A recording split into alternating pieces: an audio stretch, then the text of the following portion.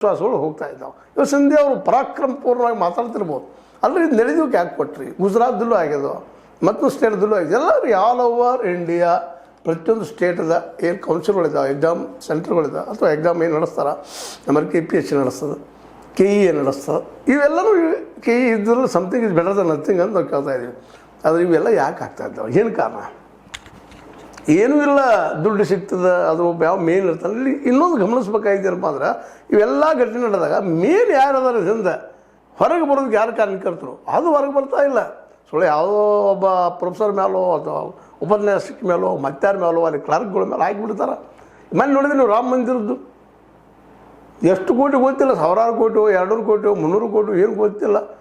ಅಲ್ಲಿ ಮೇನ್ ಅದು ಇದ್ದಂಥವ್ರು ಬಿಟ್ಟು ಈಗ ಯಾರು ಪಾಪ 8 ಮಂದಿ ಹೇಳಿದ್ದಾರೆ. ಈಗ ಅದು ಎಲ್ಲ ಕುಟುಂಬಸ್ಥರು ಏನು ಮಾಡಿದಾರಲ್ಲ, ಹಿರಿಯರು ಮಾಡಿದ ಕೆಲಸಕ್ಕೆ ಅವ್ರ ಬದಲಾಗಿ ಕುಟುಂಬಸ್ಥರು ಹೇಳೋದು ಇವತ್ತು ಎನ್ಕ್ವೈರಿ ಮಾಡ್ತಾರೆ. ಅದು ಮುಚ್ಚಾಗೋ ಲೆಕ್ಕದಲ್ಲೇ ಇದ್ದಾರೆ ಅವರು.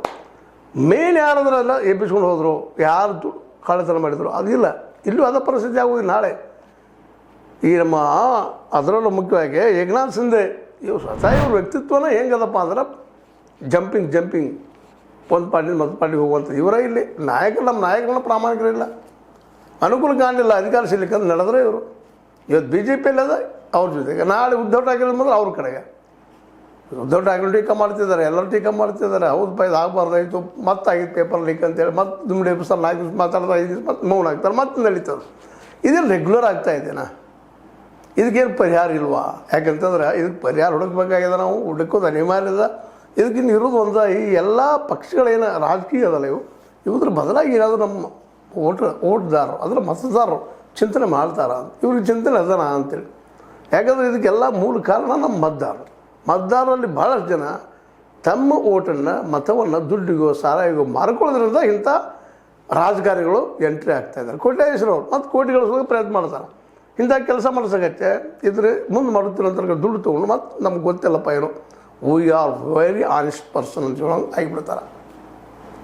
ಯಾಕಂತಂದ್ರೆ ಇವ್ರು ಭವಿಷ್ಯ ಸಿಗೋದಿಲ್ಲ. ಇವತ್ತೇನು ಸಿಂಧೆ ಇರ್ಬೋದು, ಫಡ್ನವೀಸ್ ಇರ್ಬೋದು, ನಮ್ಮಲ್ಲಿ DK ಅವ್ರು ಇರ್ಬೋದು, ಮತ್ತೊಂದು ಅವ್ರು ಇರ್ಬೋದು, ಇನ್ನೊಂದು ಸ್ಟೇಟಿದ್ದು ಇವ್ರು ಯಾರೂ ಮೇನ್ ಇದು ಹಿಂದಿದ್ದವರು ಶಿಕ್ಷಣ ಮಿನಿಸ್ಟರ್ ಅಂತ ಯಾರೂ ಸಿಗೋದಿಲ್ಲ.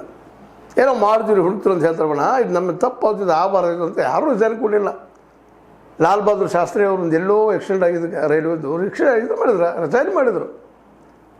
ಅದೇ ಕಾಲ VP ಸಿಂಗ್ ಅವರು ರಿಸೈನ್ ಮಾಡಿದರು. ಇವೆಲ್ಲ ಒಬ್ಬ ಆದರ್ಶಗಳು. ಇವತ್ತು ಆದರ್ಶ ಇಲ್ಲ. ಇಲ್ಲಿ ನಡೆದು ಸಹಿತ ಶಿಕ್ಷಣ ಮಿನಿಸ್ಟರ್ ಎಲ್ಲಿ ನಾನು ಅದರದ್ದು ಇಲ್ಲೇ TET ಎಕ್ಸಾಮ್ ನಡೆದ ಪ್ರಶ್ನೆ ಪತ್ರಿಕೆ ಸೋರಿಕೆ ಆಗ್ಯದ. ಇದು ನಾ ಜಾಬ್ ತಿರುತ್ತಾರೆ ಅದನ್ನು ಕೊಡ್ದಂತ ಏನೋ ಅಂತಾನ ಫಡ್ನವೀಸ್ ಅವ್ರ ಸರ್ಕಾರದಲ್ಲ, ಅಲ್ಲಿ ನಮ್ಮ ಸರ್ಕಾರದಲ್ಲಿ ಯಾರು ಅಂತಾರ. ಅಲ್ಲಿ ನೋಡ್ರಿ ನಮ್ಮ ಧರ್ಮೇಂದ್ರ ಪ್ರಧಾನರ ಮೇಲೆ ನೇರವಾಗಿ ಆರೋಪ ಮಾಡ್ತಾಯಿದ್ದಾರೆ. ಹೌದು, ಮತ್ತು 5 ಸುಳ್ಳೇನಲ್ಲದು ಅವರು